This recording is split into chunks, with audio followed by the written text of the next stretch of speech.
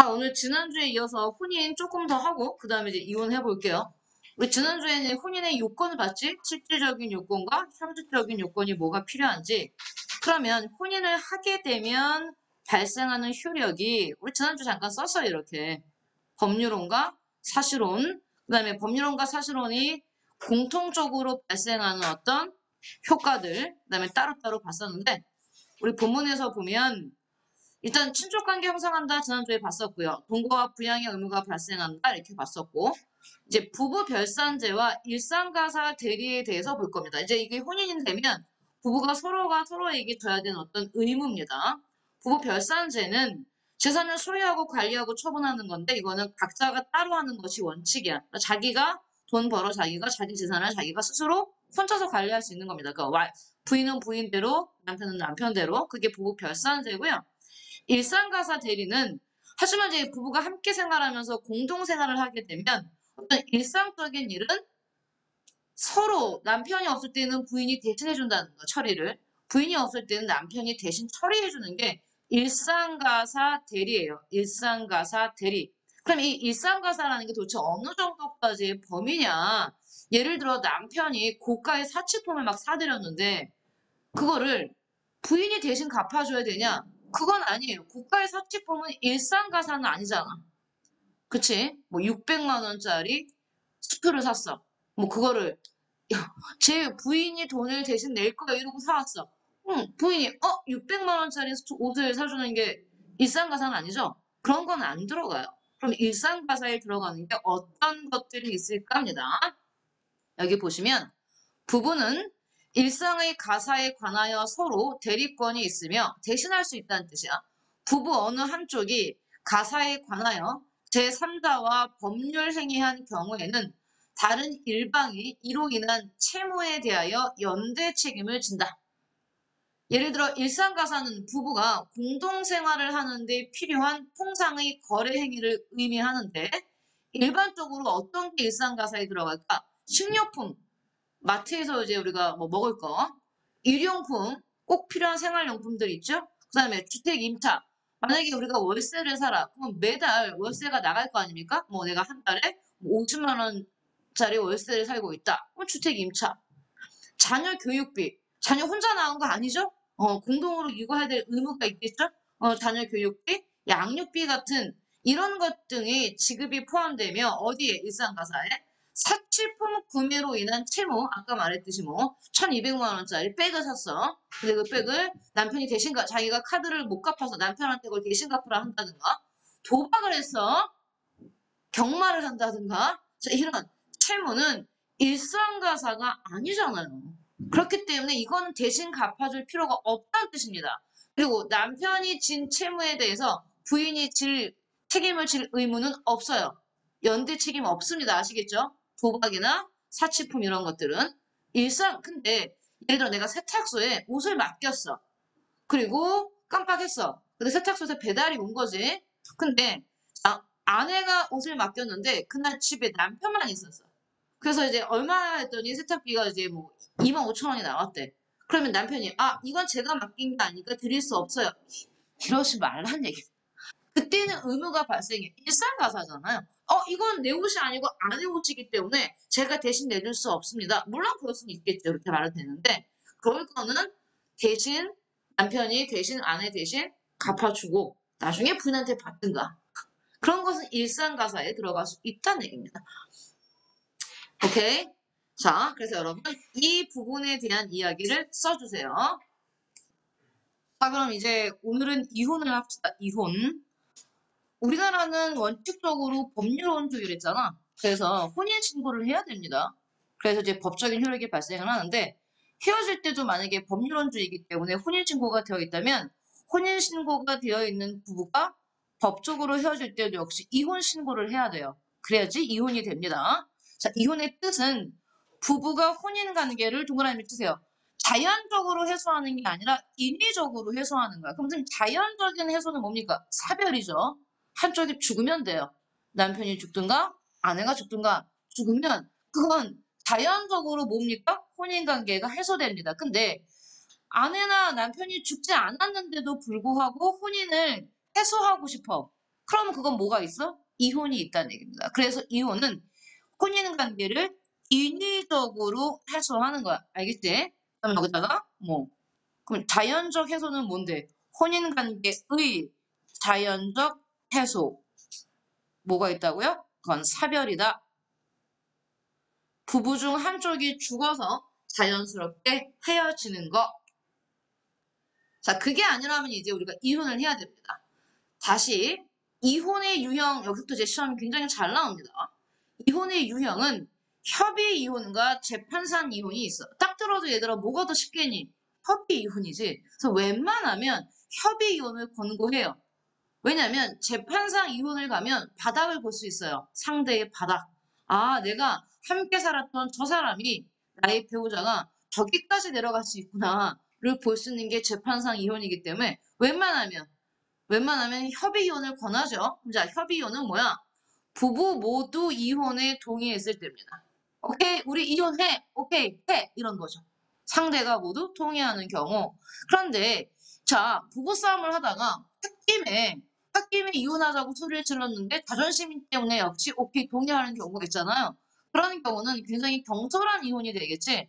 하지만 뒤늦게 후회해봤자 자존심 때문에 또 아, 물을 수 없는 경우 이런 어떤 경솔한 이혼을 예방하고 신중한 결정을 돕기 위해 별표합니다. 이혼 숙려 제도라는 게 있어요. 이혼 숙려 제도. 그러면 이혼 숙려 제도는 어디에만 있는 거야, 얘들아? 협의 이혼에만 있어. 재판상 이혼에는 이혼 숙려 제도라는 게 없어요. 그러니까 이게 일단 이게 첫 번째 포인트겠지. 이혼 숙려 제도가 나오면 이거는 무슨 이혼이야? 협의 이혼이야. 협의 이혼. 재판상 이혼을 하고 있는데 이혼 숙려 제도가 나와? 그럼 틀립니다. 자, 그러면 우리 이혼 숙려 제도에 대해서 잠깐 볼게요. 어디 잘 나와 있나? 잠깐만요. 없으면 선생님이 다시 써야 됩니다. 오케이. 좀 이따 써야겠네요. 이혼 숙려 제도는 조금 이따가 쓰기로 하고. 일단 그러면 또 무슨 이혼이 있다고요? 재판상 이혼이 있죠. 재판상 이혼은 협의가 안 될 때입니다. 즉 한쪽은 이혼을 요구하는데 한쪽이 못하겠다고 나올 때죠. 그렇죠? 그러니까 의견의 일치를 못 봤을 때 그럴 때는 재판으로 가는 겁니다, 여러분. 자, 어느 한쪽이 즉 이혼을 원하는 쪽이 청구를 하겠지. 이혼을 원하는 쪽이 청구를 하면 법원에서 쭉 들어보고 이혼을 요구하는 쪽과 원하지 않는 쪽의 의견을 쭉 들어보고 판결을 해요. 근데 이건 강제입니다. 원하지 않는 쪽이 법원이 크면 이혼을 원하는 쪽이 있는데 판결이 이혼이라고 결정이 나면 이혼을 원하는 쪽이 원하는 대로 됐겠죠. 하지만 이혼을 안 하겠다는 사람이 있어. 그런데 이혼 판결이 되면 그건 강제로 이혼 당하는 거잖아요. 그지? 근데 이혼을 원하는데 법원 판결은 이혼을 여기 허락을 안 할 수가 있습니다. 그럼 살아야 돼요. 일단 법적으로는 이혼이 안 되는 거예요. 재판상 이혼이 있어. 그래서 재판상 이혼을 가더라도 웬만하면 법원에서는 협의 이혼하라고 권합니다. 근데 이제 끝까지 협의가 안 되는 경우가 있기 때문에 그럴 때는 재판상 이혼으로 가는 거죠. 그러면 일단 협의 이혼이든 재판상 이혼이든 이혼이 성립되면 우리 결혼이 성립되면 혼인의 효력이 발생하듯이 이혼이 성립되면 이혼의 효과도 있습니다. 일단 두 사람이 뭘 해야 됩니까? 재산 분할을 해야 됩니다. 재산 분할. 그래서 한쪽이 한쪽에게 서로 쌍방에게 재산 분할 청구권을 날릴 수 있고요. 아니면 어떤 한 배우자의 책임 때문에 이혼을 하게 돼. 그럼 도대체 배우자의 책임이 뭐냐? 가장 일반적인 게 이제 바람이죠. 바람을 폈어 한쪽이 남편이든 아내든 그러면 이제 그 사람이 뭐가 되냐면 유책 배우자가 돼요. 책임이 있는 배우자. 그러면 책임 있는 배우자, 유책 배우자에게 상대가 난 너가 바람을 펴서 결과적으로 너무나 정신적으로 피해를 받고 결과적으로 나의 혼인까지 파탄이 났다. 그로 인한 나의 정신적 피해에 대한 위자료를 받고 싶다. 위자료를 청구할 수 있어요. 그 다음에 문제는 이 부부 사이에 아이가 없으면 깨끗이 끝나는데 남남으로 돌아가면 그만이잖아요. 근데 둘 사이에 아이가 있으면 부부는 이혼을 하면 타인이 되지만 아이는 아니에요. 두 사람 모두의 아이입니다. 근데 두 사람이 얘를 반반 나눠서 기를 수는 없잖아요. 그럼 어느 한쪽이 키우게 되면 아이를 키우지 않는 쪽에서 난 이거 보고 싶어. 같이 살진 않지만 그러면 이제 면접 교섭권이라는 걸 신청할 수가 있어요. 그래서 아이가 있으면 조금 더 복잡해집니다. 그러면 시험이 이걸로 끝이냐? 아니죠. 이제 이혼이 시작된 거기 때문에 우리는 이혼에 대한 얘기를 조금 더 자세히 봅시다. 협의 이혼도 마찬가지고요. 재판상 이혼도 마찬가지고 뭐가 있습니까? 단계가 있어요. 차곡차곡 밟아야 됩니다. 먼저 협의 이혼의 절차부터 한번 보죠. 그냥 하는 거 아니야.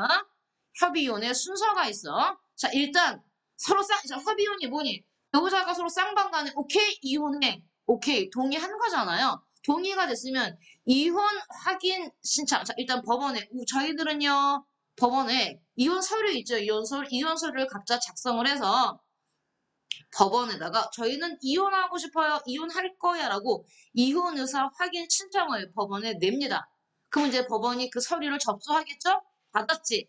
받고 난 다음에 오케이 끝이 아니야. 법원이 일단 아까 말했듯이 경솔한 이혼을 막기 위해서 수녀 기간을 줘요. 생각할 수 있는 시간. 야, 너네 이 기간 동안에 다시 한번 생각해봐. 다시 대화를 해봐. 그렇게 숙려 기간을 주는데 나오죠. 협의 이혼을 신청한 부부에게 충동적인 이혼을 막기 위해 신중하게 생각할 수 있는 시간을 주는 제도인데 원칙적으로 자녀가 있으면 둘 사이에 자녀가 있으면 숙려 기간이 3개월이고요. 자녀가 없으면 짧죠. 1개월이야. 이렇게 기간을 줍니다. 폭력으로 인하여 당사자 일방에게 참을 수 없는 고통이 예상되는 경우에는 기간을 단축 또는 면제할 수 있다. 이 말이 뭐냐면 어떤 한 배우자, 남편이 아내를 때리든 아내가 남편을 때리든 어떤 그런 이유 때문에 지금 이혼을 해야 되는데 수녀 기간을 주면 그 기간 동안에 또 당할 수 있잖아. 그지? 얘들아, 그럴 때 따로 이야기를 하면 이 수녀 기간을 줄여주거나 3개월에서 뭐 한 달로 줄인다든가 한 달에서 한 일주로 줄인다든가 아니면 아예 숙려 기간을 없앨 수 있어요. 이런 특별한 경우에는. 자, 이전 숙려 기간 동안에도 역시 이혼 의사가 변함이 없어. 저희는 꼭 이혼할 거예요. 라고 한다면 이제 법원이 다시 한번 이혼 의사를 확인합니다. 불러요. 진짜 이혼하실 건가요? 오케이, 할 겁니다. 칠 건가요? 네. 그러면 이제 끝납니다. 그리고 이제 이혼 신고를 하면 되는 거죠. 이혼 신고 후에 자, 신고가 끝나야지만 그 다음부터 뭡니까? 효력이 발생합니다. 여기까지 끝나고 3단계까지 끝나고 여기서 끝났는데 아야 우리 이혼 신고를 차일피일 네가 해라 내가 해라 미루다가 안 했어. 이혼 안 된 거예요 여러분. 알겠죠? 이혼 신고가 끝나야지만 법적으로 완전히 남남이 되는 거예요. 그래서 협의 이혼 순서는 간단합니다. 나중에 재판상 이혼 조금 더 복잡해요. 일단 협의 이혼 순서를 쓰세요 여러분. 자, 여기서 조금 더 주의해야 될 게 뭐가 있냐면요. 여기서 이제 법원에 이혼 의사 확인하고 이혼 신고하는 거 있는데 거기다가 조금 더 보충 설명을 써보세요. 이혼 신고 옆에다가 발표하시고요. 자, 숙려기간 아까 여기 이혼 숙려기간 이렇게 주잖아요. 그쵸? 예. 숙려기간 이후에 이혼 확인서 여기 나온 이혼 확인서라는 게 있어요. 그 이혼 확인서를 3개월 안에 첨부하여 신고해야 되니까 그게 이혼 신고입니다. 신고하여야 한다.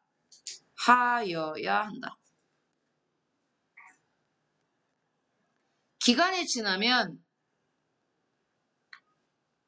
그러니까 아무 때나 숙려기간 지나고 나서 아무 때나 신고하면 되겠지. 안 됩니다. 차일피일 미뤄서 기간이 지나면 다시 처음부터 법원에 이혼 의사 확인 신청하는 다시 처음부터 그 단계를 밟아야 돼요. 지나면 처음부터 다시 절차를 밟아야 한다. 숙려기간 지나고 기간이 한참 지난 동안 때도 이혼 신고 안 했다가 우리 나중에 다시 할게요. 이거 안 됩니다. 처음부터 다시 해야 되는 겁니다.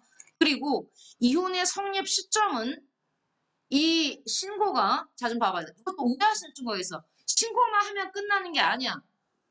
그 관할 기관에서 신고서를 수리가 돼야 돼. 접수된 서류를 가지고 오케이 이들은 이혼이 됐어라고 자, 접수가 아니라 수리된 때입니다. 이혼의 효력은 이 신고서가 관할 관청에서 수리, 즉 처리된 때입니다.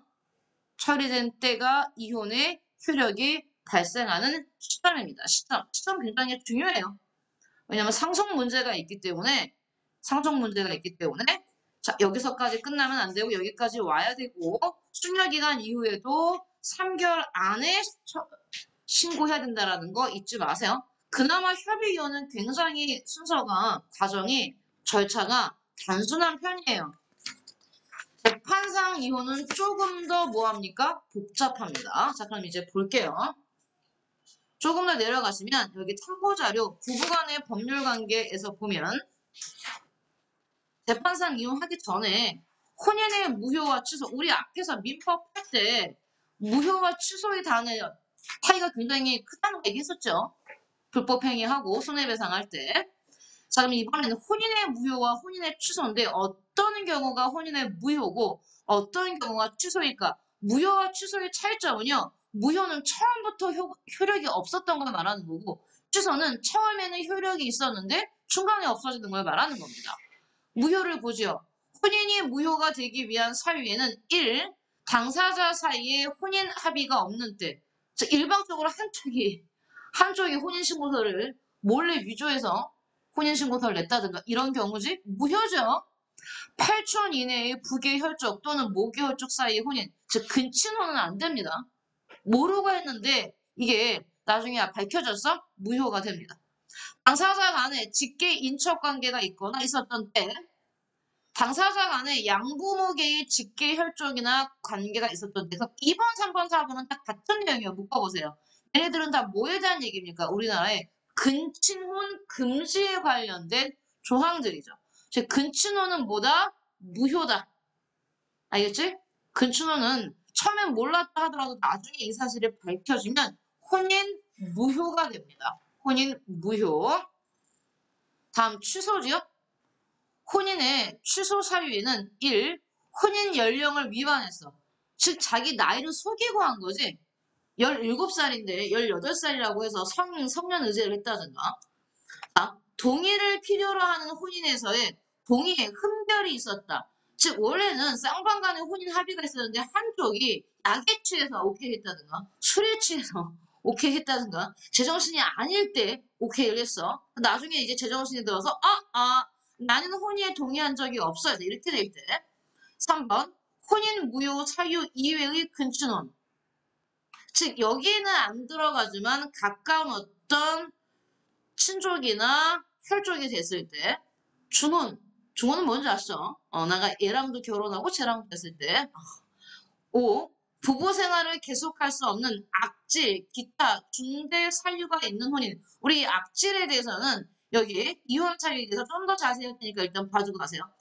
부부 생활을 계속할 수 없는 어떤 중대한 사유가 있는 혼인, 사기, 강박에 의한 혼인 등이 혼인 취소가 될 수 있다. 해서 혼인의 무효와 취소는요. 사실 앞에 나오는 재산법에서 나오는 무효와 취소만큼 중요하진 않아요. 이런 게 있다 정도만 봐주세요. 자, 우리가 지금 하고 싶은 건 이 얘기입니다. 재판상 이혼을 할 겁니다.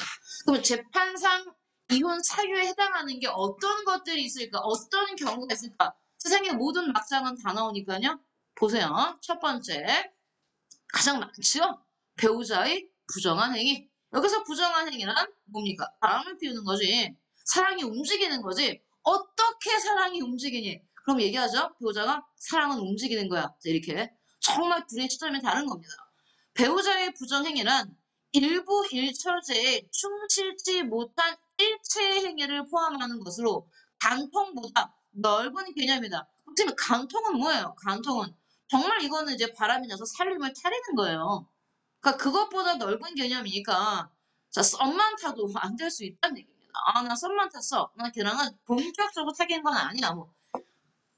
이건 상대 배우자가 어떻게 느끼냐에 따라서 달라지는 겁니다. 따라서 부정한 행위에 관한 판단은 나오죠. 개개의 구체적인 사정에 따라 그 정도와 상황을 참작하여 이를 평가해야 한다. 부정행위는 단 1회의 우발적 행위인지 그날 내가 술을 먹고 항상 가장 많이 하는 게 뭡니까? 제 맨정신은 아니었어죠. 내가 그때 술을 먹고 옆에 있는 사람이 너무 멋져 보였어. 그래서 그 사람과 그렇게 됐어. 우발적인 행위지. 아니면 이제 정말 사귀는 겁니다.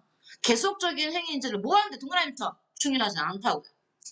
나는 어쩌다가 실수로 잠깐 그 사람을 한 번 만났을 뿐이야든 나는 3년째 너를 속이고 그 사람을 만나서든 불문해요. 똑같다는 얘기입니다. 똑같다. 다 부정한 행위에 들어간다는 얘기예요. 알겠죠? 그러니까 한 번만 만났을 뿐이다라고 해서 이유가 안 되거나 사유가 약하거나 그런 건 없다는 얘기입니다.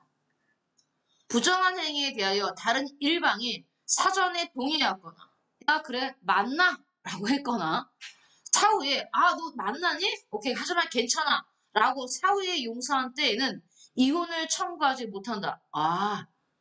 그러니까 배우자가 인정해 준 거, 용서해 준 거 이런 건 안 된다는 뜻입니다.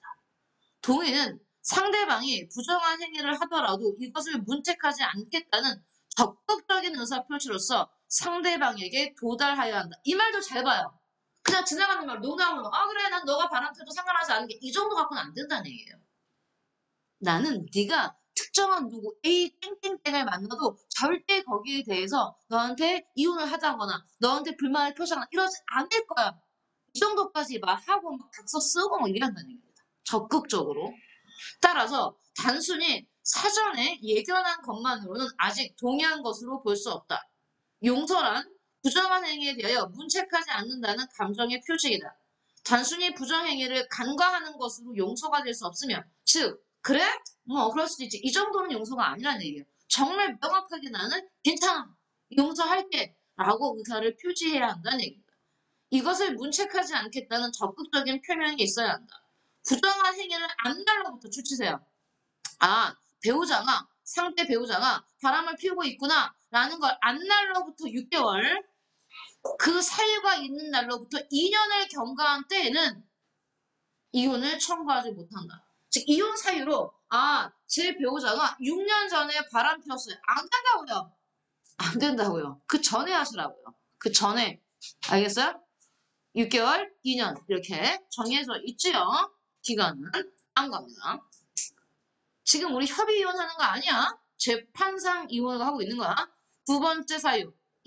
나오지요. 배우자의 아기가 나옵니다. 배우자의 아기의 유기. 그러면 유기는 뭐야? 일단 유기는 그냥 두는 겁니다. 내버려 두는 거예요. 아무것도 하지 않는 거죠. 유기는 부부 공동체의 본질로서 동거, 부양, 협조의 의무를 정당한 이유 없이 이행하지 않음을 말한다. 그리고 악이란 단순히 악의 뜻 동그라미 주세요. 악의 뜻.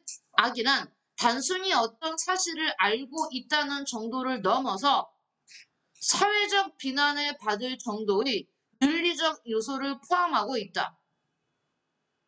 즉, 부부 공동생활의 유지가 불가능함을 알 뿐만 아니라 그 사실을 용인하는 의사를 수반하여야 한다. 잘 들어봐요. 이 정도지. 배우자가 아기의 유기를 했다는 얘기는 우리가 아이가 있어.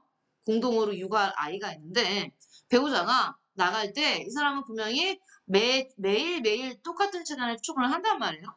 7시에 배우자가 출근을 하면서 난 7시에 출근하니 아이가 8시에 깨면 형아 아이한테 뭐 밥을 주라라든지 그런 얘기를 했어요. 자기는 지금 아이가 자고 있으니까. 근데 배우자가 응? 하고 자기는 아이가 일어나서 울고 배고프다고 하는데도 보고만 있어. 이렇게. 아기의 유기죠.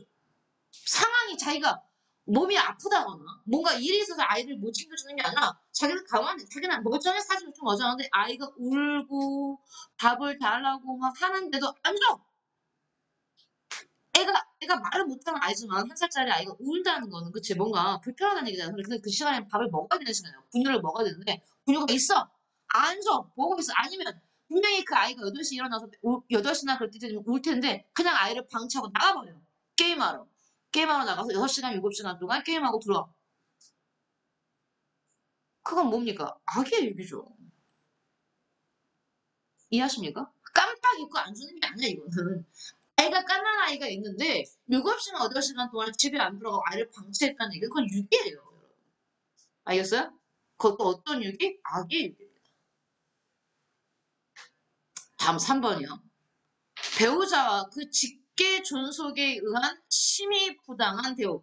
우리 이거 배웠지요? 직계 존속과 직계 비속. 직계 존속은 뭡니까? 부모님입니다. 윗사람, 비속은 아랫사람, 자식이고. 그러면 배우자와 그 직계 존속이니까 뭐야? 예를 들어 여러분이 아내의 입장이면 남편의 직계 존속이니까 시어머니, 시아버지를 말합니다. 여러분이 남편의 입장이면 아내의 직계 존속이니까 장인어른과 장모님이에요. 즉 시어머니나 시아버지나 장모님이나 장인어른이 나에게 심히 부당한 대우를 하는 거야. 여러분 예전에 이제 아침 드라마 막장을 보면 막 시어머니나 혹은 장모님이 사위나 며느리에게 막대하는 경우를 볼 수 있잖아요. 그렇죠? 그런 경우를 말하는 거예요. 부당한 대우란 인간의 육체나 정신에 대한 학대 또는 명예에 대한 모욕을 의미한다. 어느 정도가 심히 부당한 대우에 해당하느냐 하는 것은 사회 통념과 당사자의 사회적 지위를 고려하여 각 경우에 구체적으로 판단해야 한다. 판례는 혼인관계의 지속을 강요하는 것이 참으로 가혹하다고 여겨질 정도의 폭행이나 학대, 모욕을 받았을 경우 배우자 일방이 부부 공동생활의 계속에 대하여 고통을 느낄 정도로 신체와 정신에 대한 학대 또는 명예에 대한 모욕을 받은 경우 등을 심히 부당한 대우라고 보았다. 구체적으로 나오겠죠. 네 번째는요. 이번엔 자기의 직계 존속에 대한 배우자의 심히 부당한 대우입니다. 그러니까 내 부모님이 배우자를 심하게 대했을 때 아내의 시어머니에 대한 구박이나 자 이거 봐봐. 이건 반대네요. 배우자가 나의 부모님에게 심하게 겨눈 경우죠. 며느리가 시어머니에게 밥을 안 주고 감금을 한다든가 남편이 장모에 대해서 폭언을 한다든가 이런 경우지. 아내의 시어머니에 대한 구박이나 남편의 장모에 대한 폭언 등에 의하여 부부 생활을 계속할 수 없을 정도로 가정이 파탄된 경우를 말한다. 이런 가족들이 많이 있어요. 주변에. 다음 다섯 번째 배우자의 3년 이상의 생사불명. 여보 나 잠깐 나갔다 올게. 나갔어. 안 들어. 안 들어와. 생사불명이란 죽었는지 살았는지 증명할 수 없는 경우이다. 이러한 상태가 현재까지 3년간 계속돼야 된다. 중간에 한 번 연락되고 선생님이 안 되는 건요. 연락된 다음부터 또 3년이에요. 선생님 배우자가 1년에 한 번씩 문자를 보내요. 그거는 3년 이상의 생사불명이 아니기 때문에 재판상 이혼 사유는 될 수 없어요. 2년 11개월 만에 연락이 왔어요. 3년 이상이 아니잖아요. 이렇게 이 사유에 의한 이혼은 실정 선고에 의한 혼인 해소와는 아무런 관계가 없다. 이거 구별하라는 얘기입니다. 실종에 의한 혼인 해소는 따로 있고요. 이건 생사불명을 이유로 이혼 판결이 선고되어 이혼이 확정되면 이후 행방불명자가 살아 돌아오더라도 종전의 혼인은 부활하지 않는다. 그럼요. 3년 하고 나서 그 다음 달에 3년 지나서 3년 이후 한 달 이제 첫 번째 달 되는 해에 배우자가 이걸 이후로 재판상 이혼을 신청해서 자 이혼이 자 판결이 났어. 이혼이 끝났지. 근데 그 다음 달에 배우자가 나타난 거야. 야, 내가 정말 피치 못할 사정이 있어서 연락을 못했어. 그런데 벌써 이혼이 됐다고? 안 돼. 이건 무효라. 할 수 없다고요. 그냥 이혼된 겁니다. 끝. 디 엔드가 되는 거예요. 오케이. 다음 6번. 그 외 기타 혼인을 계속하기 어려운 중대한 사유. 뭐가 있어요, 선생님? 혼인을 계속하기 어려운 중대한 사유란 혼인관계가 심각히 파탄되어 혼인의 본질에 따르는 공동생활이 회복될 수 없는 경우를 의미한다. 정말 많은 경우가 있겠죠. 상대방이 느끼기에. 사유는 다른 일방이 이를 안 날로부터 역시 6개월, 그 사유가 있는 날로부터 2년을 경과하면 이혼을 청구하지 못한다. 이 외에도 여러 가지 이유가 있을 수 있어요. 즉 재판상 이혼이라는 게 뭡니까? 쌍방이 동의하지 않은 겁니다. 동의하면 어떤 사유가 있어서 여러분 협의 이혼하면 돼요. 근데 이건 한쪽이 지금 납득을 하지 않고 이혼을 하지 않겠다고 버티는 경우 재판으로 가는 겁니다. 알겠어요? 자 그러면 재판상 이혼 절차를 보시죠. 조금 더 복잡합니다. 협의 이혼보다. 자 일단 한쪽이 재판상 이혼을 신청합니다. 그럼 우리는 아까 협의 이혼에는 어떤 용어가 있었어요? 협의 이혼에는 이혼 숙려기간이라는 용어가 있었지. 하지만 재판상 이혼에는 무슨 용어가 있냐면 이혼 조정이라는 용어가 나와요. 일반적으로 재판상 이혼을 청구하기 위해서는 먼저 법원의 이혼 조정 절차를 거쳐야 한다. 일단 이걸 먼저 재판에 바로 들어가는 게 아니라 법원에서 조정 절차를 먼저 해요. 조정으로 당사자 간에 자 법원에서 불러놓고 상대 의견을 들으면서 조정 절차를 갔는데 이때 대부분 뭐가 됩니까? 협의가 이루어져요. 그러면 재판까지 안 가. 이혼 조정 절차에서 협의가 이루어지면 협의 이혼이 돼버리는 겁니다. 협의 이혼. 그럼 간단해져요. 협의 이혼이 되면 수멸기간 거쳐서 나중에 이혼 확인 신고서 이혼 신고하면 끝나는데 여기가 이루어지지 않 이 이혼 조정 절차에서 조정이 실패하면 이제 소송 가는 거지. 재판 가는 겁니다. 모든 재판과 소송은 시간과 에너지와 돈을 갉아먹어요. 정말 정신이 피폐해집니다. 이혼 소송으로 갑니다. 소송으로 가면 이제 주거니 받거니 되겠지. 아, 이혼에 관심이 없어요. 돌려요. 그러지 마세요. 이혼 소송에 가게 되고 마지막에 이제 법원의 판결이 이루어지지. 이때는 얘들아 재판상 이혼은 이혼 신고 중요하지 않아. 판결 떨어질 때부터 떨어지면 끝이야. 아까 협의 이혼은 신고해야 되죠.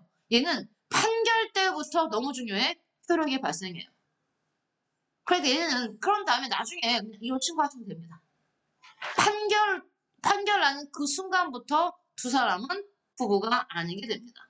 그래서 효력이 발생하는 시점이 굉장히 중요하다고 그랬어요. 협의 이혼과 재판상 이혼의 차이. 오케이? 자, 여기까지 일단 여러분 필기를 하시죠. 잠깐 보세요. 우리가 재판상 이혼까지 봤는데 여기서 악의의 유기는 어디에도 나오냐면 나중에 우리가 친권할 때도 나오는데 이혼 사유로서의 어떤 악의의 유기는 아까 선생님이 예를 든 게 아이를 제대로 양육하지 않은 것에 대한 얘기를 들었는데 이건 이제 이혼 사유로서 악의의 유기는 배우자와 배우자는 서로 동거의 어떤 의무가 있거든요. 함께 살아야 됩니다. 근데 결혼을 해놓고 남편 또는 아내가 일부러 안 돌아와 집에 계속 쭉 어떤 특별한 어떤 회사의 일 때문에 이런 게 아니라 악의적으로 안 들어가는 거. 그것도 뭡니까? 배우자의 악의 유기가 되는 겁니다. 아시겠어요? 그 다음에 협조의 의무도 있는데 협조를 하질 않아. 일부러. 악의적으로. 그것도 악의 유기가 될 수 있어요. 근데 아까 예를 들었던 아이를 방치하거나 아이에 대해서 악의 유기를 하면 나중에 우리가 입양을 하면 그건 태양의 어떤 사유가 됩니다. 자, 어쨌든 오늘 여기까지 해서 이혼은 일단 나중에 문제 보기 전까지는 일단 막 지을게요.